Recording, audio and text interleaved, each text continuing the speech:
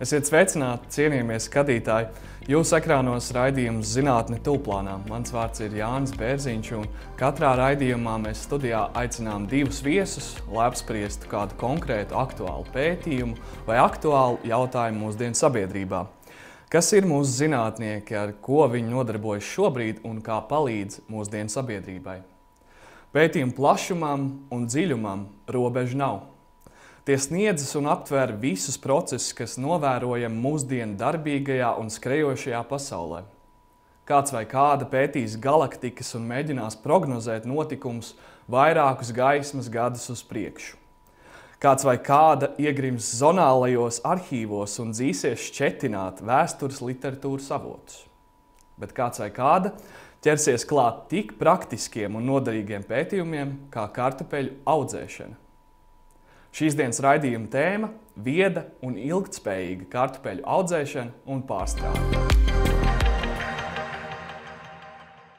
Studijā Sociāltehnisku sistēmu inženierijas institūta direktora, vietas izpildītāja un vadošā pētniece Ginta Majora. Labdien, Ginta! Labdien!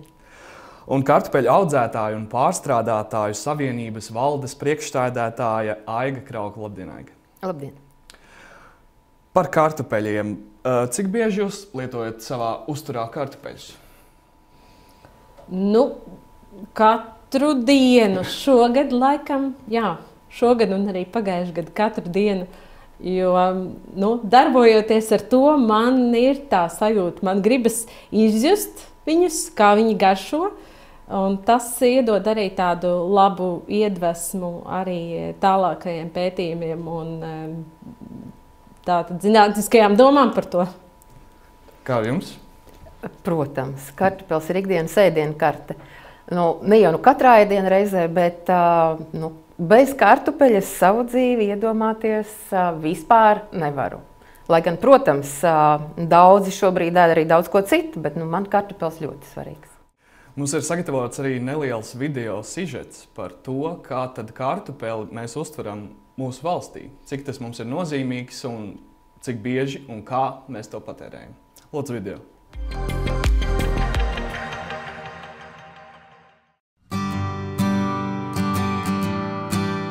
Mēs šobrīd atrodamies Agroresursu un ekonomikas institūta Priekuļu pētniecības centrā. Liela daļa no jums noteikti atcerās Priekuļu selekcijas staciju. Mūsu jaunais apvienotais institūts tātad ir Agroresursu un ekonomikas institūts. Un galvenās funkcijas, ko mēs šeit veicam, ir dažādu laukaugu sugu selekcija, šķirņu izmēģināšana, agrotehnisko pasākumu pārbaude un eksperimenti ar tie un dažāda cita veida pētniecība, kas saistīta ar lauksaimniecību un ar laukaugiem. Un viena no mūsu galvenajām sugām, kam mēs veicam selekciju, ir kartupeļi. Mēs esam vienīgie Latvijā, kas veic kartupeļu selekciju. Un kartupeļu selekciju šeit Priekuļos vispār mēs šogad jau 90 gadu selekcijā atzīmējam. Vispār Latvijā kartupeļu selekcija jeb jaunu šķirņu veidošana pastāv jau vairāk kā 100 gadus, un šeit Priekuļos šogad tieši 90 gadi.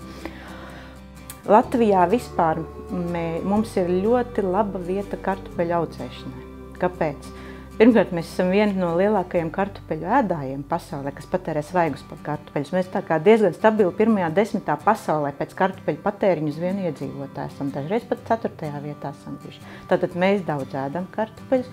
Un otrkārt, ar ko mēs unikāli arī visā Baltijā esam, mums ir pārstrāde kartupeļu. Mums ir 2 rūpnīcas. Mums ir čipšu pārstrāde čipšos un pārstrāde kartupeļu cietē.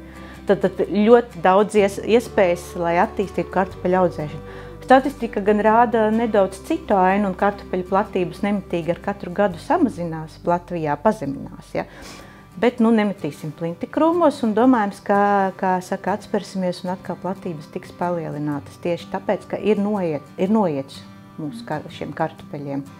Bet vēl labā ziņa ir tas, ka pasaulē zinātnieki, kas nodarbojas ar dažādiem modeļiem un prognozēšanu, kā attīstīsies saimniecība nākotnē, ļoti prognozē, ka kartupeļu audzēšana pavirzīsies uz ziemeļiem. Un tas, kas šobrīd ir tajā Rietuma Eiropā labvēlīgie reģioni, kas ir šobrīd vislabvēlīgākie, tā kā nākotnē, pat pārskatāmā nākotnē pavirzīsies uz mūsu zonu, ka mums šie apstākļi kļūs vēl labāki. kāds ir mūsu būtiskākais varbūt ierobežojums, ka ražu iegūšanai labi, ir šī mūsu relatīvi īsā audzēšanas sezona. Pamatā mēs kartupeļus stādām maijā un novācam jau septembrī. Pavasarī mums ir salnas, rudenī mums jau ir arī visādi brīnumi, var gadīties, agras salnas, sniegs uzkrist un tā, kaut gan pēdējos gados gan rudeņi ir bijuši atšķirīgi un gari, bet tomēr. Un tas ir faktiski galvenais ierobežojušais faktors, jo runājot par ražu mēs varam dalīt vairākās kategorijās. Ir potenciālā raža, un potenciālo ražu tas ir tas, kas piemīt konkrētai šķirnē. Konkrētai šķirnē un potenciālo ražu var mainot šķirnes. Bet, protams, ir jāizpildās visiem citiem ideāliem apstākļiem, laikapstākļi, mitrums, barības vielas un tā tālāk. Un tad ir vēl tāda raža kā iespējamā raža. Tas jau arī jāizpildās ir ļoti labi visiem apstākļiem, labi sagatavot augsti, labi mēsloti, labi auga aizsardzības līdzekļi, labi šķirnes, pareizi šķirnes izvēle un tā tālāk. Bet ko mēs realitātē iegūstam? Reālajā dzīvē mēs iegūstam faktisko ražu, kas ir mazāk par iespējamo ražu. Un tiek uzskatīts, ka galvenais iemesls, kāpēc ir šīs robežas starp faktisko un iespējamo ražu reizēm ļoti liela un reizēm mazāk, ir tieši šī laikapstākļi, klimats attiecīgajā vietā. Klimats attiecīgajā vietā. Un tātad, kas mums šeit Latvijā pietrūks drusciņ, saules radiācija visaktīvākā ir maijā, jūnijā. Augiem, ieskaitot kartupeļiem, lai labi attīstītos, ir nepieciešama saules radiācija. Un mēs, iestādot maijā to iespējamo maksimumu saņemšanas, zaudējam. Ja Nīderlandē iestāda pusaprīlī, tad maijā jau viņi sāk izmantot šo saules radiāciju. Mēs faktiski 1 mēnesi dabujam. Tad ir šis sākums, kas mums pietrūkst, un arī sezonas noslēgums, ka mums ir tomēr ļoti bieži sevišķi vēlās šķirnes, kas ir ražošanai, pārstrādē domātas cietēji, ilgstošai glabāšanai.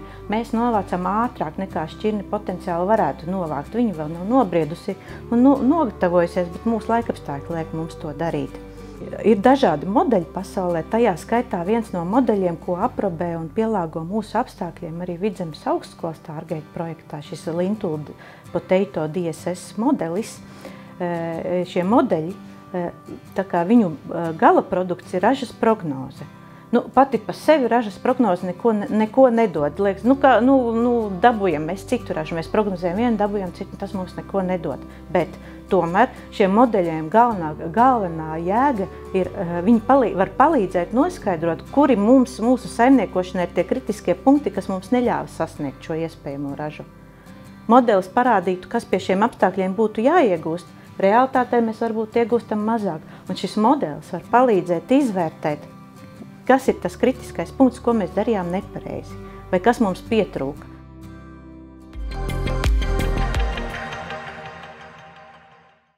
Atgriežamies pēc redzētā sižeta, kurš mums pastāstīja, ka kartupeļi patiesībā ir vesela galaktika. Un vesela zinātne, un tur apakšā ir tik daudz un tik dziļas detaļas, par kurām parastais iedzīvotājs, kurš aiziet uz veikalu un sev nopērk ikdienas kartupeli, varētu pat neaizdomāties. Varbūt kādi jūsu komentāri par redzēto video? Mūsu Latvijas karaļvalsts, protams, ir it kā netik liela, bet ar labiem profesionāliem audzētājiem. Neapšaubām, tie, kas tajā biznesā ir iekšā, tie zina jau, ko dara. Un skatoties šo sižetu, protams, ka mums ir žēl, ka kartupeļu platības samazinās. Diemžēl tā tendence jau ir daudzu gadu garumā, un tam ir daudz izskaidrojumi, vairāk izskaidrojumi. Viens no tiem ir pieaugušās šīs darba spēka trūkums, kas ir pilnīgi visās nozarēs. Nākamā lieta neapšaubām ir šo resursu kāpums. Tad ir jāizvēlas tam audzētājam, cik viņš spēja vēl pavilkt un cik viņš nespēja pavilkt. Bet tie, kas kartupeļos ir bijuši ilgi iekšā un dziļi, tie pamatā jau tur arī paliek. Un mums ir ļoti labi audzētāji un zinoši, tā kā viņiem vēl dot papildus zināšanas, protams, vienmēr ir noderīgi. Un kā jums tie ir no zinātniskā viedokļa skatoties un pētot kartupeli, izmantojot šīs viedās tehnoloģijas? Jā, patiesībā man tiešām tas ir viens no projektiem, kurš ar katru gadu es viņā saredzu aizvien vairāk šo te potenciālu, aizvien vairāk uzzinot par tehnoloģiskajām iespējām. Un tas arī ir tas, ko mēs savā darbībā uzskatām kā lielu priekšrocību un kā lielu potenciālu. Pirmā lieta – tiešām kartupeļu audzētāji ir ļoti atsaucīgi mums, ļoti labprāt sadarbojas, ļoti labprāt arī ir gatavi izmēģināt to, ko mēs izdomājam, to, ko mēs izveidojam, gan šīs sensoru tehnoloģijas, gan arī mūsu bezpilotu gaisa kuģa, jeb tā saucamā drona iespējas. Līdz ar to tas mums paver tādu plašu skatu un arī sadarbību nākotnē. Protams, tā kā Ilze minēja, jā, šīs tehnoloģijas maksā, bet es gribētu teikt tā, ka jebkura jauna tehnoloģija sākumā ir dārga, un tad, kad viņa tiek jau ieviesta, izstrādāta jau rūpnieciskā ražošanā, tad viņa kļūst jau pieejama. Un viņas kļūst lētāks, un līdz ar to es domāju, ka tas ieguvums, ko iegūst šīs tehnoloģijas izmantojot, es domāju, ka viņš noteikti nākotnē arī palīdzēs. Tas ir tas, kur pasaule šobrīd iet. Turpināsim sarunu par kartupeļu audzēšanu un iegrimsim detaļās pēc nelielas reklāmas pauzes. Atgriežamies raidījumā Zinātne tūplānā, kur tēma šoreiz ir vieda un ilgtspējīga kartupeļu audzēšana un pārstrāde. Studijā Ginta Majore, kas ir Sociotehnisku sistēmu inženierijas institūta direktora vietas izpildītāja un vadošā pētniece, un kartupeļu audzētāja un pārstrādes savienības valdes priekšsēdētāja Aiga Kraukla. Pirms tam redzējām sižetu, kur ārkārtīgi detalizēti iedziļinājās tieši priekuļos esošajā kartupeļu izpētes stacijā, ja es to tā varētu nosaukt. Kā jūs nonācāt līdz idejai, ka kartupeļi ir tieši tas, kas ir jāpēta? Jā, paldies.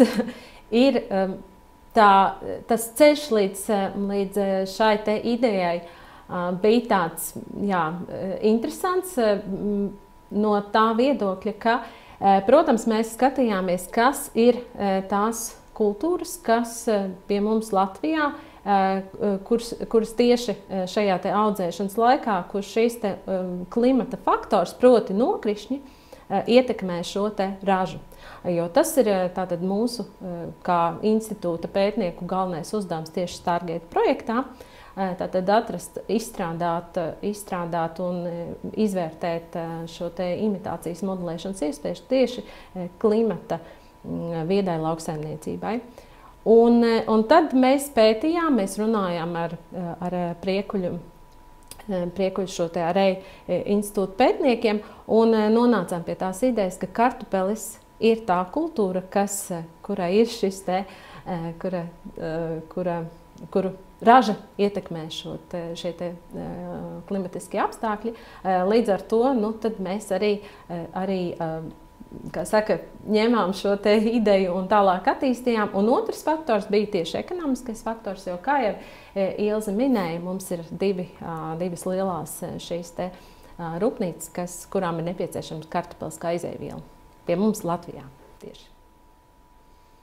Un kā pārstrādātāju un audzētāju savienības vadītāji, valdes priekšsēdētāji skatās uz šo, ka tiek izmantotas ārkārtīgi viedas tehnoloģijas, lai palīdzētu. Un vai tas patiesībā arī palīdz? Vai jūs jūtat, ka šīs tehnoloģijas palīdz kartupeļiem kļūt gardākiem, labākiem, veiksmīgāk augt, dot lielāku ražu? Vai tā ir? Šobrīd ir jāņem vērā, ka aizvien lielāks ir darba spēka trūkums. Un līdz ar to mums ir jādomā visādā veidā, kā šo lietu risināt. Tātad tehnoloģijas ienāk, viņas attīstās un viņas nāks. Un mēs varbūt nevaram iedomāties, kādas mēs jau lietosim pēc 10 gadiem, varbūt šobrīd pat neiedomājamies. Un līdz ar to mums ir jāiet laikam līdzi bez šaubām un jāskatās, ko varam izmantot. un to, ka klimats ir ļoti, meteoroloģiskie apstākļi ir ļoti nozīmīgi kartupeļu audzēšanā, tas pilnīgi tiesa. Bez mitruma, kas kartupelim ir katru dienu 2 mm dienā vajadzīgs, nu, galu galā mēs arī paliksim bez ražas, kā tas bija iepriekšējā gadā. Tā kā zināšanas un tehnoloģijas mums ir vajadzīgas. Protams, mums ir nākamie ierobežojumi, kas saistās ar ūdens izmantošanu, par pieejamību. Tās ir nākamās lietas, kas būs jārisina šai kontekstā, kas ir šobrīd ļoti problemātiski, kā to visu risināt. Acīm redzot, vienkārši jāķeras tam vērsim pie ragiem un jāmeklē risinājumi tālākie šim procesam.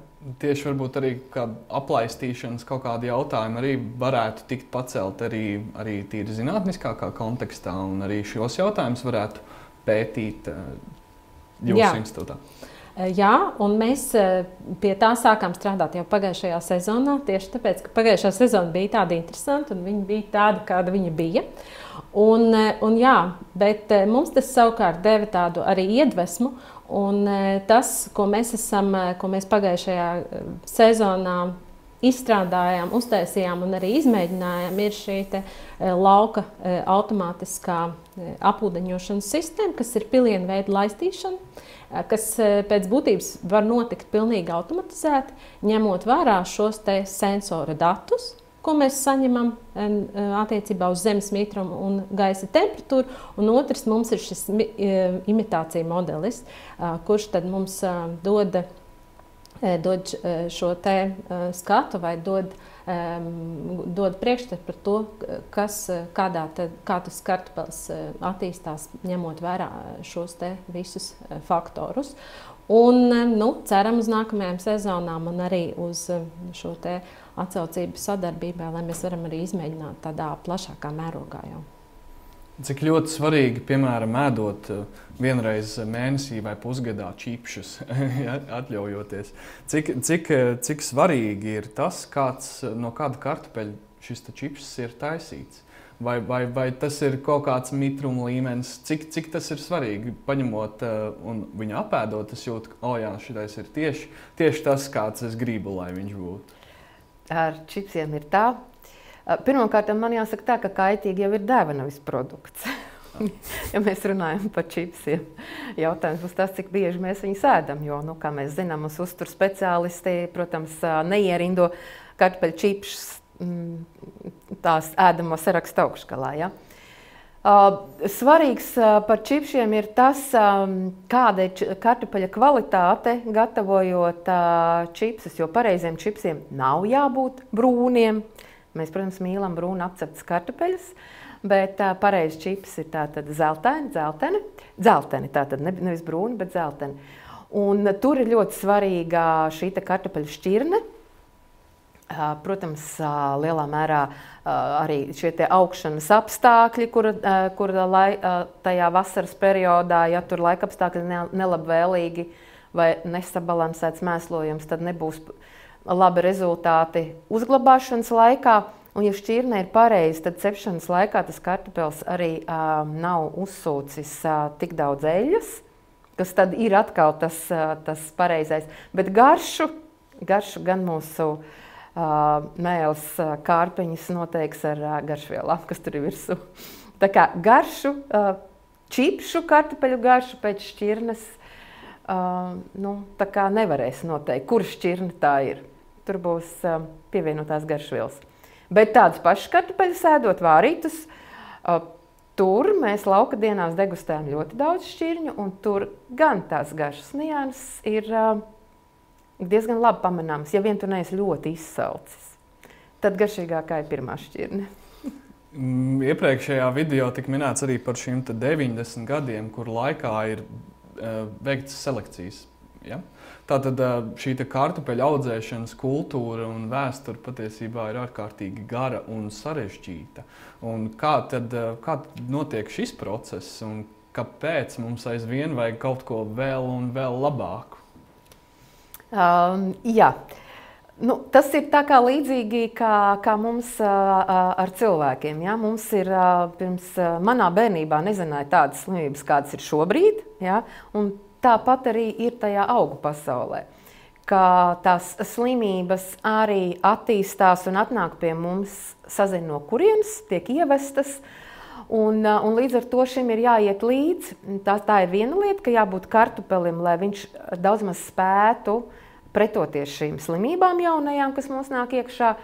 Un otra lieta ir tā, ka mēs arī paši mazliet tā kā mainamies, prasam kaut ko garšīgāku, labāku. Lielākas ražas grib audzētājs, patērētājs grib garšīgāku. Šīs garšas īpašības ir ļoti dažādas. Velti mums kartupeļiem ir savs tā kā iedalījums pēc tipiem. Tur ir A, B un C un D. Tad A kartupelis būs salātu tipa, kas nebūs miltains. B jau tur tā kā mazliet miltaini kartupeļi. C jau ir diezgan tāda stipri miltaini. Un D tad jums tur kartupeļu biezputra, jeb kā mēs sakam, ķinka ir gatava jau katliņā uzreiz. Tā kā šīs te vēlmes no patērētāju puses viennozīmīgi mainās. Un mainās šīs te slimību amplitūda, kas ir. Mēs esam Eiropas Savienībā, mums ir karantīnas organismi, mums jāievēro visas šīs te lietas. Un līdz ar to tam arī līdzi nāk šķirnes. Vecās šķirnes nebija izturīgas pret vairākām slimībām. Jaunās šķirnes jau ir izturīgākas. Mums ir foršs selekcijas darbs veikts un ir šķirnes, kuras ir labi izturīgas pret lakstu puvi. Super. Ja nav nepieciešams miglot, kas ir gan audzētājam mazāks izmaksas, viņš labprāt nemiglot pret to lakstu puvi, bet viņa ir, un lai tu dabūtu ražu, tev ir jāmiglo. Ja nāk jaunās šķirnes, kuras ir vai ļoti izturīgas vai izturīgas, ja, un tā kā šīs lietiņas attīstās, un tāpēc ir vajadzīga selekcija. Viņam būs vajadzīga vienmēr. Un kā ar Stargate projektu, vai arī piedalīties tieši selekcijas jautājumos? Nē. Paldies! Jā, bet tas, ko mēs darām, mēs esam izvēlējušies tieši Stargate projektam divas šķirnes, kuras mums arī institūta pārstāv ieteica. Tas ir Brasla un Imanta. Un tā izvēle pamatojās uz to, ka pirmkārt arī paši veic šo te izmēģinājumu un pēta. Un otrs ir tas, kad par šīm te šķirnēm, par cik viņas arī ir jau vēsturisks šķirnes, tad viņām arī ir vēsturiskie dati, kurus mēs varam izmantot savā imitāciju modelī savukārt, kas mums ir ļoti svarīgi. Jā, tad vairāk par projektu mums pastāstīs vēl viens maziņš video sižets. Skatāmies!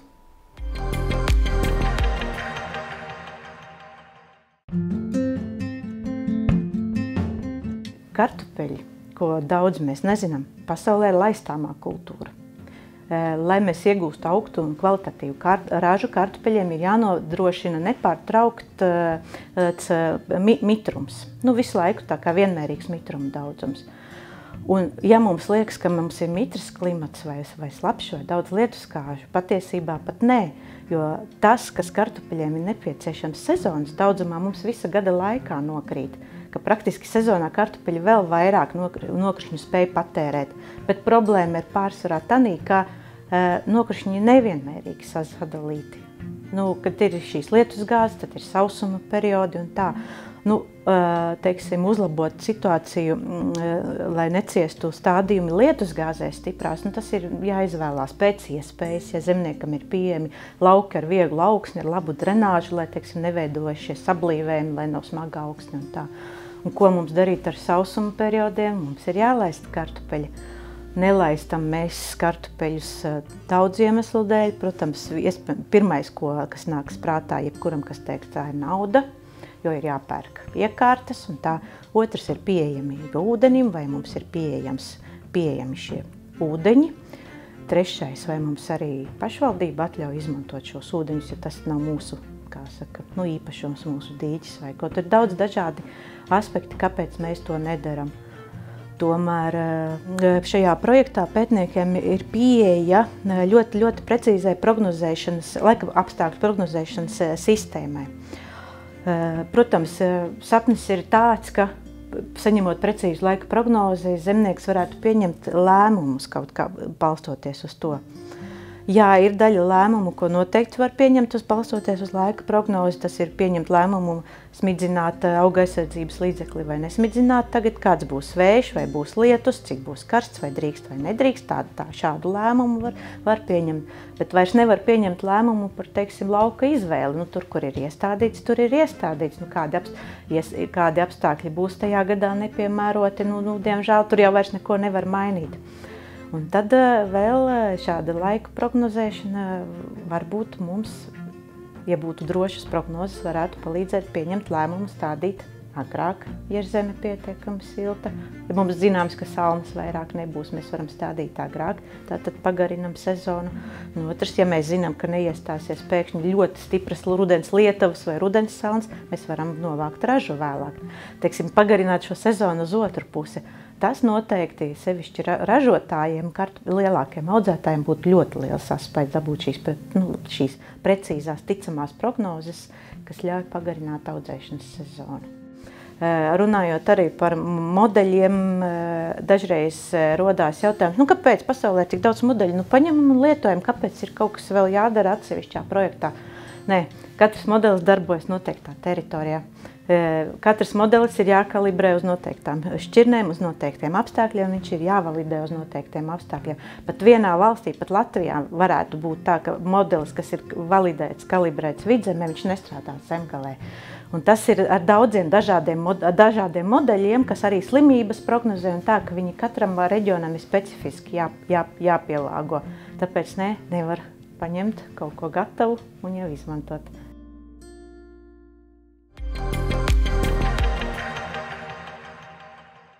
Atgriežoties pēc redzētā sižeta, kāds būtu jūsu komentārs par redzēto? Apstiprinājās tas, ko mēs jau runājām, ko es iepriekš minēju, tātad par šo te mitrumu būtisko nozīmi.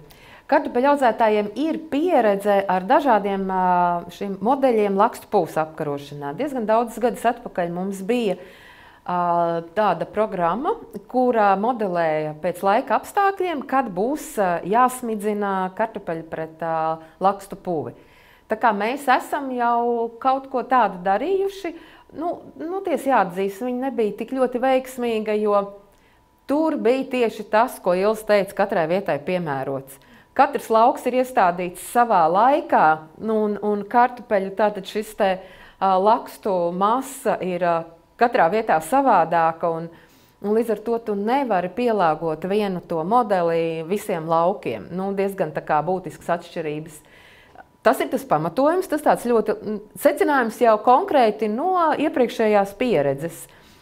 Tieši par to es noteikti varu teikt, tad tā pieredze ir tāda, ka vajag tam konkrētai vietai, protams, jautājums, vai tas būs modelis katram laukam, taču nē. Patiesībā ir tā, ka mēs to savu pētījumu daļu, kas attiec uz to imitāciju modeļu izstrādi, mēs neņemam pilnīgi tā kā neizstrādājām no nulles pozīcijas, tā kā Ilze minēja.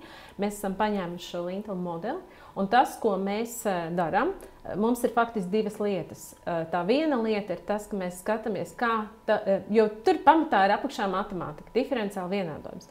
Pirmā lieta, mēs skatāmies, kas ir tie parametri, kurus modelī ir konstante, bet mēs varam izmantot reālā laika datus, proti no sensoriem, no drona, vai arī, piemēram, no sensoru, kas ir zemē mitrumam. Tātad tas ir pirmais. Līdz ar to, tiklīdz ir šie sensori uz lauka, mums modelī jau ienāk precizēta informācija, kas jau ir būtībā nevis konstantas modelī, bet kas ir mainīgie konkrēti no vietas. Tātad tā ir viena lieta.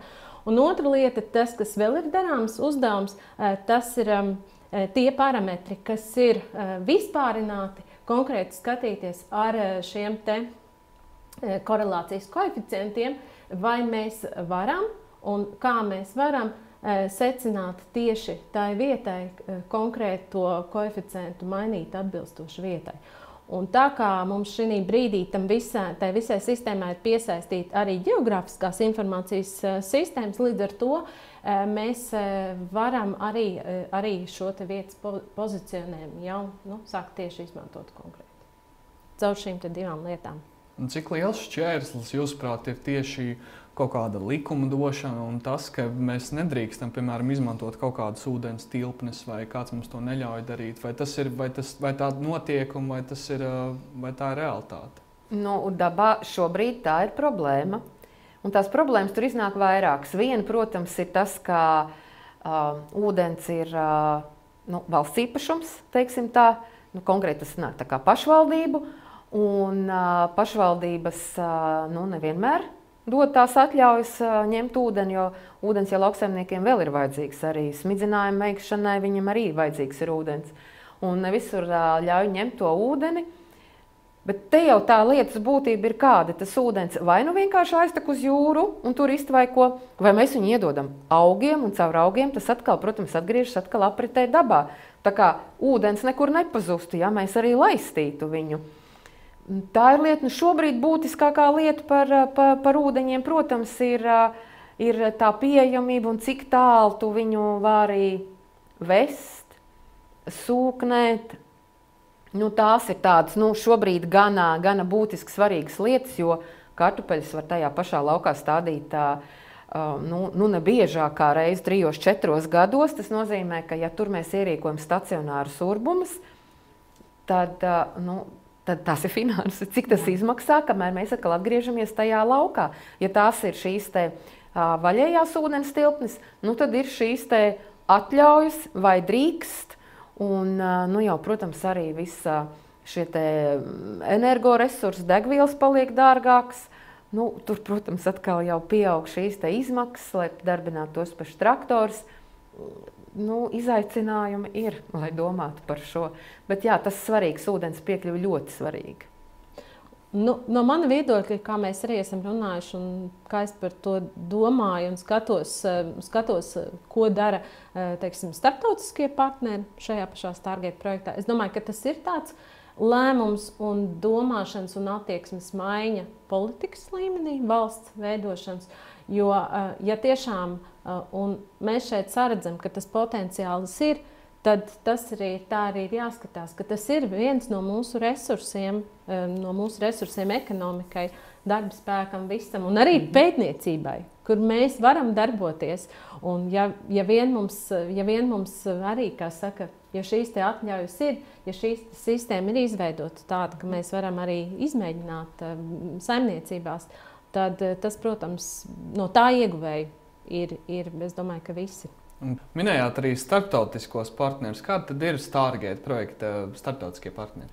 Starptautiskie partneri Stargate projektā ir faktiski tādas vairāk, kopumā 26, bet ja mēs skatāmies tā pa grupām, tad viens būtisks partneris, kas ir tieši attiecībā uz precīzo laika prognozēšanu, tas ir Šveices uzņēmums Meteoblu, kas šobrīd strādā pie mākslīgā intelekta algoritmu izmantošanu tieši precīzām laika prognozēm. Tad mums ir arī liela čehu lauksaimniecība Čehijā, kas ir Stiņica, kur ir 10 000 hektāru liela saimniecība, kas ietver vairākas pašvaldības, un viņi arī veic šo te sensoru uzstādīšanu un sensoru datu izmantošanu. Kā varbūt salīdzināt šos datus, jo kā mēs dzirdam visu laiku par to, ka mums tās vidas ir tik ārprātīgi dažādas un tam kartupelim ir tik svarīgi, kurā zemē viņš aug. Kā jūs sadarbojaties, piemēram, ar Šveici vai ar Nīderlandi vai ar Čehiju? Kā jūs salīdzināt šos datus?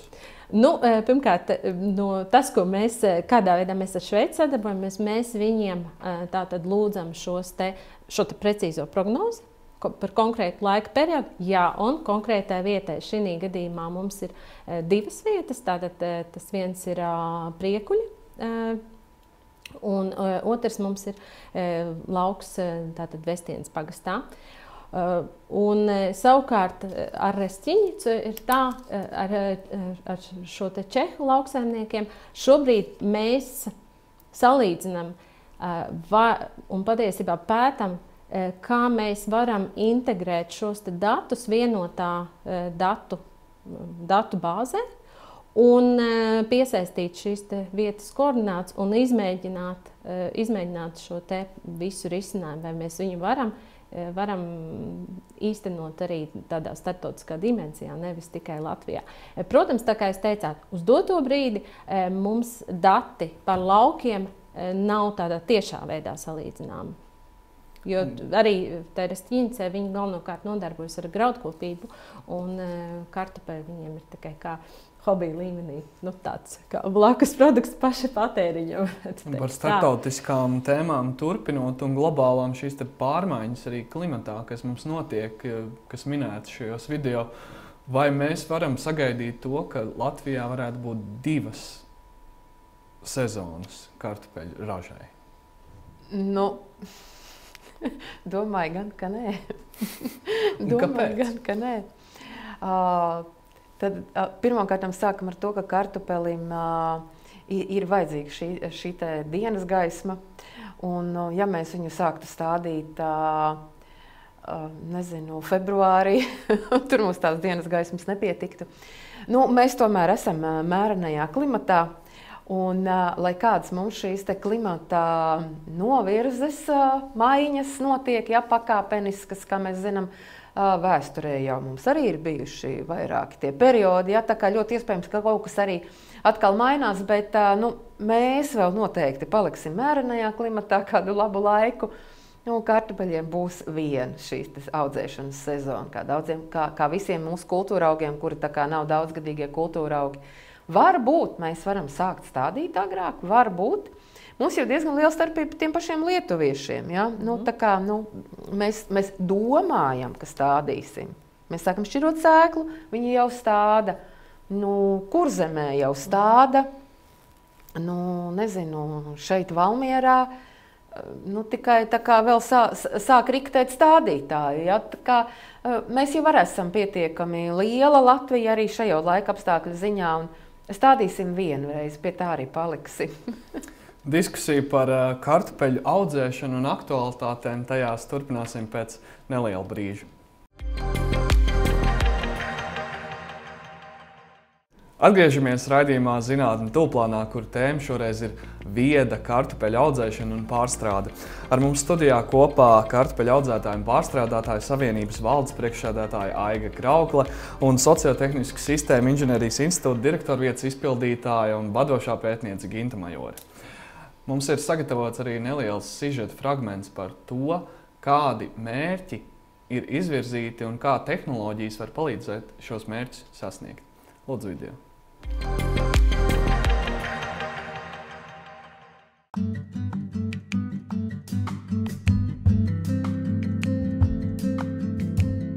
Drons, kā ir iegādājusies Vidzemes augstskola, ļoti labs augsta līmeņa lauksaimniecības drons, kurš noteikti būs noderīgs, var būt noderīgs zemniekiem, ražotājiem. Jo spēj dot daudz informācijas par stādījumu stāvokli un tā tālāk. Bet, piemēram, šeit zinātnē kur mums ir mazie lauciņi, mums varbūt mazāka nozīme būtu pašam dronam un tā kamerām un spēja viņus redzēt, bet mums ir nozīme lielāka būt programmai, kas spēj šos datus uzreiz likt pa mazo lauciņu, kas spēj sadalīt lielo lauku mazajā lauciņā. Šādas programmas ir, pagaidām mēs esam 2 atraduši pasaulē, Amerikā un Eiropā visu. Un mums, cits, un mums interesē saskaitīt, katra sadīga, cik sadīga, uzskaita, veids, ko mums cilvēki iet ar lauka grāmatām un iet pa vagām un iet pa visiem 5 hektāriem, visu skaita, pieraksta roku, tad, mūsu cerams, es ļoti ceru, ka jau tuva nākotnē, jo mēs par to piedomājam aktīvi, būs šis mazo lauciņu drons, kuram būs uzdevums, kas nolidos tīrumu un kas pēc tam, mēs izdrukāsim informāciju par katru lauciņu, cik sadīguši, kāds augsnes segums un par dažādiem citiem parametriem. Tātad arī šī dronu izmantošanā arī var būt šie dažādie virzieni un katram ir savs risinājums šim virzienam. Bet vispār par kartupeļiem ir tā, tātad mūsu pats, kā jau minēju, mēs veicam kartupeļu selekciju, tas ir veidojam jaunas šķirnes, veicam šķirņu salīdzināšanu pārbaudi. Mēs šeit arī veicam uzturam kartupeļu ģenētiskos resursus. Tas ir visa šķirnes un selekcijas klonus, kas ir izveidoti šeit Latvijā, un mūsu pienākums tos ir saglabāt. Mēs saglabājam gan lauka kolekcijā, gan arī in vitro kolekcijā mēģinēs. Un mēs veicam kartupeļu sēklaudzēšanu. Sēklaudzēšanā ir citi paņēmieni. Mums ir jānovāc agrāk raža, mums vajag mazākus bumbuļus, mums nevajag lielus bumbuļus, mums tieši vajag salīdzinoši nelielus bumbuļus. Pilnīgi citas prasības. Ražotājs, kurš audzē pārtikai, viņam ir citas vajadzības. Viņam atkal vajag šo bumbuļu kvalitāti, lielumu, un lai var vēlāk novākt un tā tālāk. Ražotājs, kas audzē kartupeļus, nodošanai pārstrādē cietē, viņam atkal citas prasības. Viņam varbūt tiešām nevajag to kvalitāti bumbuļa, viņam nevajag to lielu, bet viņam vajag pareizo šķirni, attiecīgo pareizo šķirnu, lai uzkrātos daudz cietas. Un, protams, ir pārsvarā, tā kā cietas ražošanai piemērotās šķirnes ir vēls vai vidēji vēls, tad arī, lai pēc iespējas vēlāk var novākt, jo vēlāk novāks, jo vairāk iespējams būs sakrājies šis cietas raža izveidojusies. Čipšu ražošanai arī ir citas prasības, protams, arī specifiskas šķirnes, arī nepieciešams augsts cietas saturs, tur atkal kvalitātes prasības augstākas arī, ko var ar šo laistīšanu nodrošināt. Tā kā viss atkarīgs no mērķa, un mēs tā kā nevaram sniegt vienu universālu atbildi, ka jums palīdzēs šāds modelis, šāds drons vai šāda formula vai šī šķirne. Jautājums ir, kāds ir jūsu mērķis? Un tad arī risinājums būs. Ilzei bija dažādi komentāri par mērķiem un šīm te projektiem. Kāds būtu jūsu komentārs par redzēto un Ilzes teikto? Mēs kā praktiķi, protams, lepojamies ar savām pārstrādes rūpnīcām un šīm vajadzībām.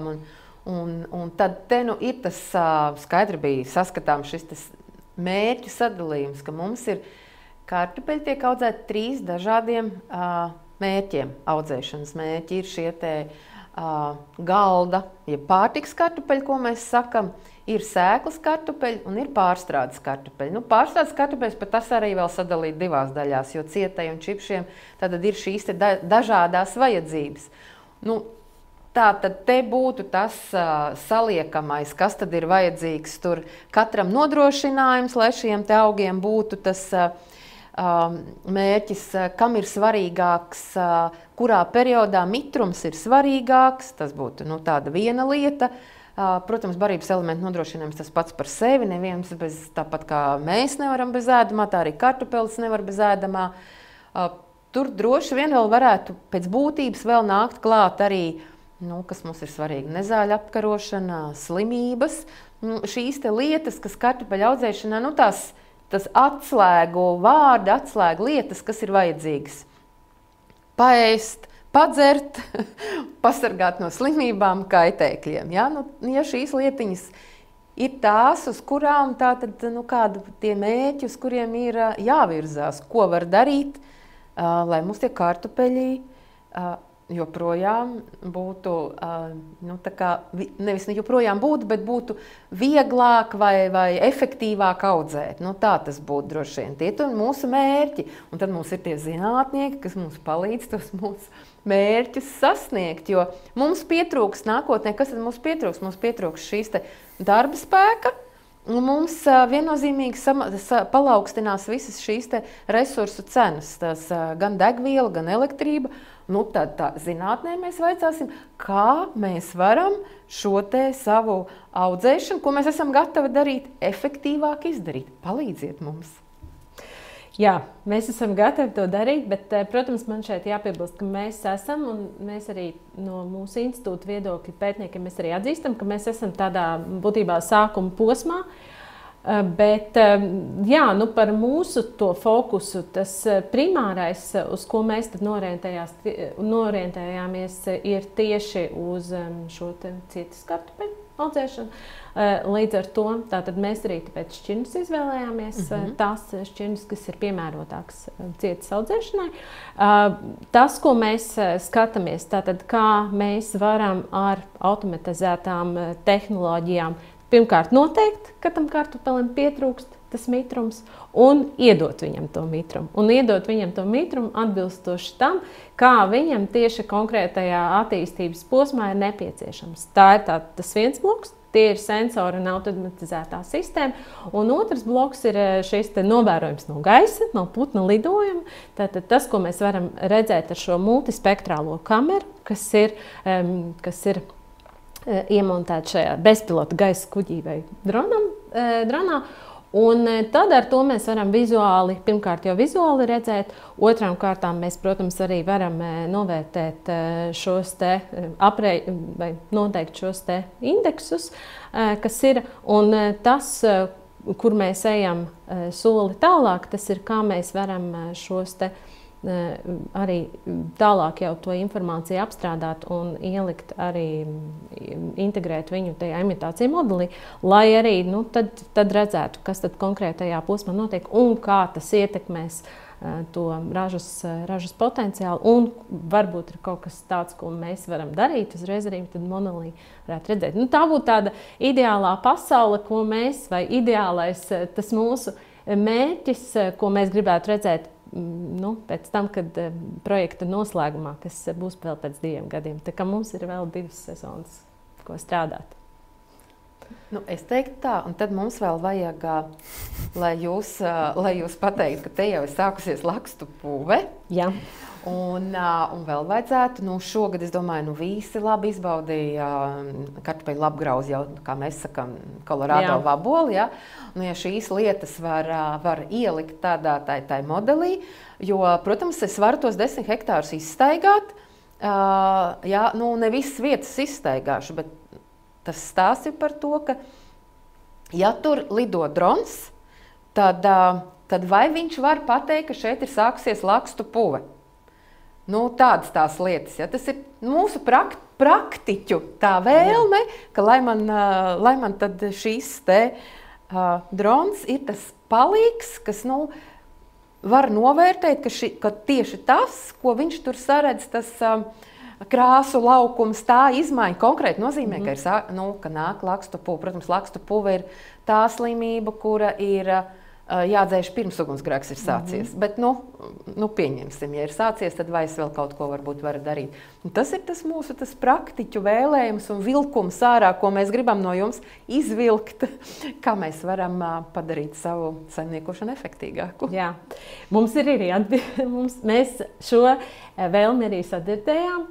Un tas, ko mēs pagājušajā sezonā izdarījām, mēs veicām tādu izpētes darbu, ko mēs varam literatūrā atrast, ko jau ir darījuši kādi citi pētnieki no ārzemēm. Tātad ir pētnieku grupa, kas konkrēti Brazīlijā ir pētījuši, kā no šīm drona bildēm viņas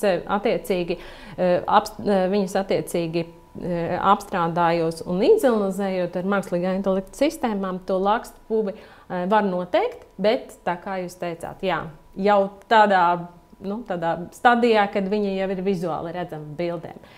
Preventīvi šobrīd mēs to nevaram noteikt, un es esmu arī piesardzīga tajos solījumos. Šī projekta laikā mēs to nevarēsim visticamāk izdarīt. Tas būtu tad uzdevums, un mēs skatāmies tās idejas, ko mēs varam nākotnē attīstīt. Attiecībā uz šo labgrauzi, to arī pēc tām bildēm mēs jau diezgan labi varam arī analizējot pateikt. Tiesa gan, pagājušajā sezonā mēs šo problēmu identificējām. Cerams, ka nākamā sezona nebūs tāda laba, lai mēs to varētu izmēģināt, bet ja gadījumā tā būs tomēr, tad mēs arī mēs arī pie šitā strādāsim. Bet tas jau ir ļoti jauki, ja tas zinātnieks strādā, kā praktiskais cilvēks saka, pa tēmu, lai ir tas rezultāts, lai tā zinātne iet roku rokā ar ražotāju. Nedaudz jau tuvojoties raidījuma noslēgumam, vēlos tad jautāt, kā jūs redzat to kartupeļu audzēšanas kultūras attīstību mūsu Latvijā? Es joprojām stāvu ar visām 4 kājām kartupeļos un saku, ka kartupeļi ir mūsu tradicionālā kultūra, un viņa tāda arī paliks noteikti, jo latvietis ir kartupeļu ēdājs neapšaubāmi. Un jāsaka, ka, lai gan tas mūsu pulciņš skaitliski varbūt ir mazāks, kas ir tie profesionālie kartupeļu audzētāji, bet viņi tomēr ir diezgan lieli fanātiķi tai savā būtībā. Un es novēlu, lai viņiem ražas ir krietni labākas kā iepriekš, neapšaubām. Un lai izdodas pārvarēt šī gada to negatīvo ietekmi, kas lielai daļai ir, un iedzīvotājiem neapšaubāmi palikt pie kartupeļu ēšanas, būt uzticīgiem mūsu latviešu otrajai maizītei. Jā, nu, no savas puses teikt, es esmu ar tādām duālām sajūtām, jo no vienas puses es pievienojos Aigas novēlējumam lauksaimniekiem, kaut tiešām ražas būtu labākas un tā sezona būtu veiksmīgāka. No otras puses, es teiktu, pagājušā sezona mums priekš pētniekiem bija vienkārši ideāla. Nu, kā saka, bet tas, ko es redzu no nākotnes perspektīvas, man tiešām es arī pārņemu šo te fanātismu no lauksaimniekiem, jo reizēm runājot un esot un braucot un filmējot un ar šo dronu ir reizēm tāda, tāda pārņem tāds zinām arī skepses daļa, bet tam ir arī visam sava pozitīvā daļa. Un es tiešām saredzu, ja mums būtu mana tāda vēlme būtu, jā, ka mums ir šie sensori, kas mums parāda ainu uz zemes, un tad mums ir viens drons, kurš parāda ainu no putnu lidojuma, un otrs drons, kurš varētu precīzi tajā vietā izdarīt to, kas tam kartupeļu ceram noteiktajā laikā, noteiktajā brīdī ir vajadzīgs. Tā būtu tāda mana ideālā pasaule. Protams, tur ir likumdošana, tur ir tehnoloģija iespējas un vispārējais, pie kā strādāt.